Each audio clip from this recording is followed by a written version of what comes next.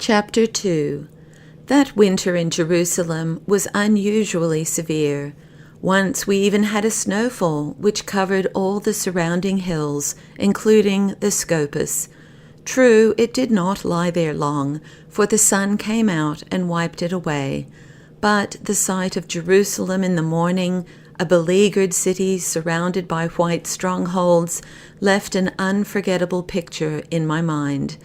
The Jerusalemites, unaccustomed to such extremes of weather, suffered greatly. Theirs was mostly an outdoor life, and they went about, during that season, wrapped from head to foot, the rich in mantles of felt, the poor in sackcloth and rags. Crowds took refuge in the prayer houses. The rabbis and teachers who frequented the temple area found shelter in the Basilica of Herod. They sat with their pupils crouching over braziers brought to them by pious women. The priests, in their linen trousers and light white tunics, shivered as they went barefoot in procession toward the sanctuary to fulfill their holy office. That winter, Jerusalem was fairly quiet. During the long interval between their Feast of Booths and their Passover, an interval without sacred holidays, few pilgrims appeared in the city. The public squares and the temple area were haunted only by the regular crowds, official beggars, loiterers, escaped slaves, and revolutionary troublemakers. Most of the rich people, the aristocracy of the city and the high priestly families, fled to the warmth and sunlight of the eternally blooming, palm tree-shaded area of Jericho. If there was any influx from outside, it consisted mostly of pupils who came to sit at the feet of the Jerusalem rabbis. These were not drawn entirely from the poor classes. There were well-to-do families of Judea and of countries beyond the seas and deserts who sent their sons to be educated in Jerusalem. Young neophytes came also to the priestly and Levitic schools, and they mingled with the throngs which attended the rabbis about the burning braziers. There was very little to interest or occupy me that winter in Jerusalem, and I was rarely in the city. I spent a good deal of time with Pilate in Caesarea, discussing an important project on which he had set his heart. Pilate had long dreamed of finding a method which would give him access to the immense treasures of the temple, and the project which he now revolved in his mind had a double purpose. Jerusalem has always suffered from a shortage of water. The pools which King Solomon had dug on the Hebron road, and from which he had laid pipes into the city, had been neglected through the ages. The pipes leaked. Between this loss and the increase in the population of Jerusalem, the supply was wholly insufficient. There were, of course, the waters of Siloah and a few wells. There were the cisterns, too, but they did not come near meeting the needs of the Jerusalemites. Now, besides hungering for the temple treasury, Pilate was moved by that common ambition of Roman proconsuls. He wanted to leave behind him, for the future generations of the province which he administered, a memorial of his governorship. What could have been more striking or honorable than the creation of a vast aqueduct, which should bring water to the ever-thirsty city from a great distance? The enterprise was not a simple one, for Jerusalem lay in the hills, with descending slopes on 3 sides, but Pilate was determined to make the attempt. To this end he would need the fabulous treasures accumulated in the temple vaults, the deposits of votaries, the possessions of widows and orphans. His fingers itched to be at the money, as his mind itched to acquire fame. But if the erection of an aqueduct across such natural obstacles was difficult, not less difficult was the task of winning over to his plans the heads of the Jewish people. There would, of course, be a tremendous outcry from the plebeian masses, and against this we had to prepare carefully. I spent many hours in Caesarea with Pilate, discussing methods of breaking through this resistance. I paid frequent visits to the high priest and the most important priestly families in Jericho to sound them out.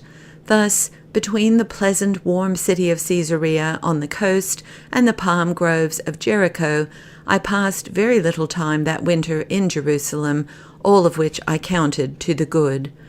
On one of my infrequent sojourns in the capital, while staying at the Antonia, I happened to set out for a stroll, and without any purpose in mind, made my way toward the sheep market.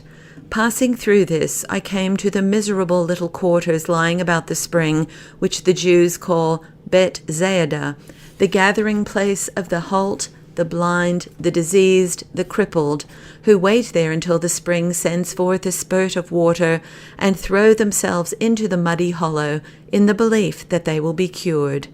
I had seen that in the summer. It did not occur to me that in the winter days, when a covering of melted snow hid the earth, hardening sometimes into a rigid mass, there would be any visitors to the spring. To my amazement, however, I came upon a vast crowd in a state of wild agitation. There was a panic abroad, and yet it differed entirely from the kind of panic which I had witnessed before. I distinguished cries of joy, a sound of hosannas. My curiosity was stronger than my disgust. I suspected something, and when I drew near, my suspicion was verified. A rabbi had appeared among the sick and had healed one of them with a miracle. Not that this was anything new in Judea. Miracles of this kind were more or less of a commonplace among the Jews. What astonished me, however, was the impression which this particular miracle seemed to have made on this concourse of the sick. I was by now familiar with the ecstasies of Jewish masses. I had seen their outbursts of fervor in the temple. I knew something of their religious frenzies, but such a spectacle as I now beheld was new to me. The sick and the half-dead who lay in the chilly mud of the spring, the hail who had come as attendants on the sick, screamed exultantly as a white-robed figure, of which I barely caught a glimpse, disappeared from their midst. Then followed complete silence. Countless hands were stretched out in the direction taken by the rabbi. "Who was that?" I asked of a cripple who came limping toward me, leaning on a stick and dragging after him a withered limb. "He uttered one word, and it came to pass," the cripple sang. "Do you see that old wreck of a man there? He's been lying on his bed for years, the flesh rotting on his bones. He begged us to bring him to the spring, but no one paid any attention to his groans. Who could have thought that anything would help him? All of us had given him up for dead, or as good as dead. Then suddenly a rabbi appeared in our midst. The sick man lifted up his hands and murmured something. The rabbi looked at him and said in a voice of command, 'Arise, take thy bed and walk.' And the man did as the rabbi commanded. No, he didn't even tell him to sit down in the pool. He did it with a word of his mouth, and it happened like a flash of lightning. Oh, if he had but done it for me! An amazing people, yours.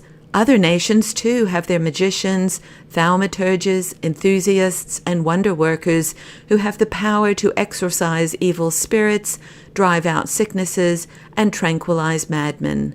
They, too, can restore the crippled to wholeness with a glance. I've seen not a little of all that among the Chaldeans and Egyptians. Alexandria, Antioch, Ascalon, and Tyre are full of miracle men, but none of them look upon this practice as a special grace from God or hail it as a divine attribute. Magic among them is simply a profession, like that of the barber, or the bath attendant, or the scribe who prepares amulets on parchment to keep demons at a distance. It's only among you Jews that these commonplace occurrences are regarded as a suspension of the laws of nature, a sign from the gods, who for such occasions leave their regular occupations, turn aside from their eternal tasks to confer a special favor on some obscure wretch who wants his hump straightened out or his limbs healed. You are definitely not what might be called a modest people, you Jews. For some reason or other, I suspected at once that the wonder-worker in white had been none other than the rabbi of Capharnaum, and I was not mistaken. Very soon after, I was passing through one of the alleys leading to the temple, and I caught more than a glimpse of him. It was he. It was my old acquaintance in his white robe, but how changed! He had become longer, bonier, more emaciated, a skeleton. His head towered skyward. He stood in the midst of a crowd of fanatics, engaged in earnest conversation with them. I took up my station under an overhanging arch of the outer wall and watched him. This group by the temple was composed of the same kind of people who had frequented his company up there in Capharnaum. Plain folk, all of them, water carriers with their skins balanced on their shoulders, artisans with their tools in their hands, and the like. There were likewise among them types which I recognized as Canaan, Galilean enthusiasts who hung about Jerusalem from one festival to the next. Jerusalem swarmed with these dangerous idlers, men who supplied recruits for every revolt and riot.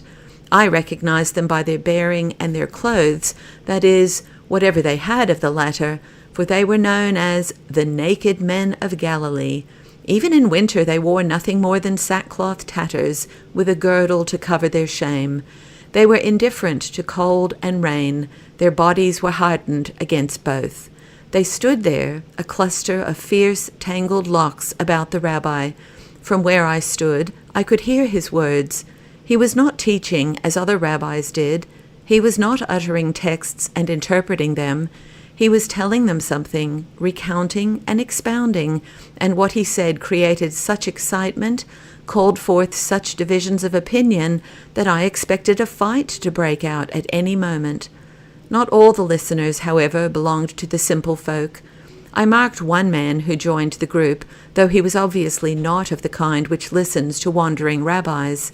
At first he remained at a distance. He was quite clearly a member of the higher class, probably one of the Sadducean aristocracy. He was dressed in a woolen mantle, held together by a many-colored girdle, which went down as far as his knees, hemming his footsteps. At the bottom hung a rich fringe, which further impeded his walk. His hair was twisted into countless little ringlets in the Chaldean style, and his beard was treated in the same fashion. Even from afar, I could catch the heavy perfumes of the oils which anointed his body. Suddenly, becoming interested in the recital of the rabbi, he issued a command to the two slaves accompanying him, and they thrust a way for him among the half-naked beggars and workmen who surrounded the speaker. The richly clad Sadducee came forward and confronted the rabbi. Then he lifted up a hand covered with rings and asked a question. There must have been something very comical in his words, for the two slaves at once burst into sycophantic laughter, and some of the bystanders joined them. The rabbi, ignoring the laughter, answered gravely, but the Sadducee did not even listen to him. Instead, he turned away with a look of mocking triumph and marched off. I remained at my post. After a time, I observed, standing toward the rear of the rabbi, an extraordinary creature whose appearance continued to haunt me for a long time afterwards. It was an apparition from among the dead, clad from head to foot in sackcloth, a skeleton. True, the skull was covered with a sort of skin, but the color of it was neither human nor animal. It was like the fell of a wild beast which has been dried and burned with fire, ashen, bluish, and lifeless. In the deep sockets of the skull, two eyes, as lifeless as the skin, as inhuman and deadly, peered out.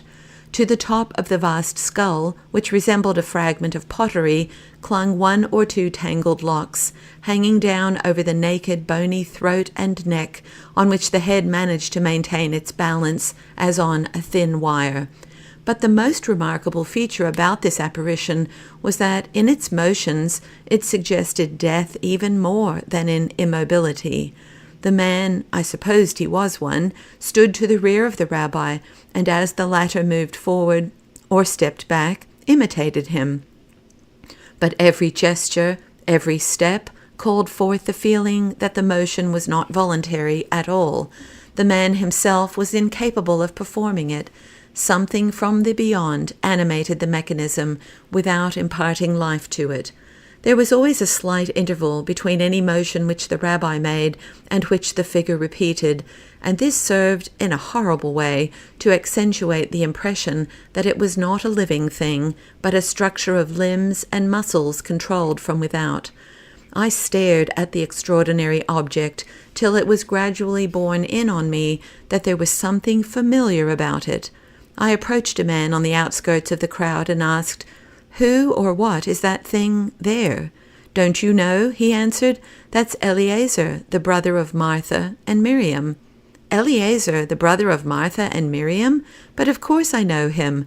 What has happened to him? He looks like a dead man." "But he is a dead man. The rabbi awakened him from death." "Awakened him from death?"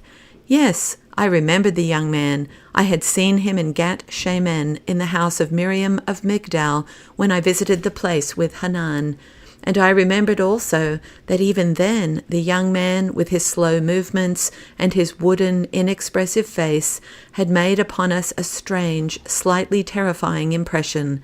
We had observed, even then, as we remarked, his wide-open, childlike eyes, which resembled those of a calf, or of some other dumb animal which expresses itself through its eyes, that he was not entirely normal. He had suggested something not of this world. Why, yes, I thought now, all sorts of things can happen with such a creature. He is like clay in the hands of these mystics, and especially of such a mystic as the famous rabbi of Kfar Nahum. Who knows? I went on thinking. It is not at all impossible that these rabbis possess strange sources of magic, brought down in the utmost secrecy from their remotest forefathers, who are said to have been the friends of God. Or they may have brought with them, out of the desert or out of their slavery in Egypt, recipes and devices which can awaken the dead and bring them forth from their graves. Indeed, looking at him whom they called Eliezer, I was quite ready to believe this, for the miracle was written in the bearing of the apparition and could not be denied. Then I remembered that the case had been mentioned in some of the more cultured and educated homes in Jerusalem, even among the aristocrats. I started back.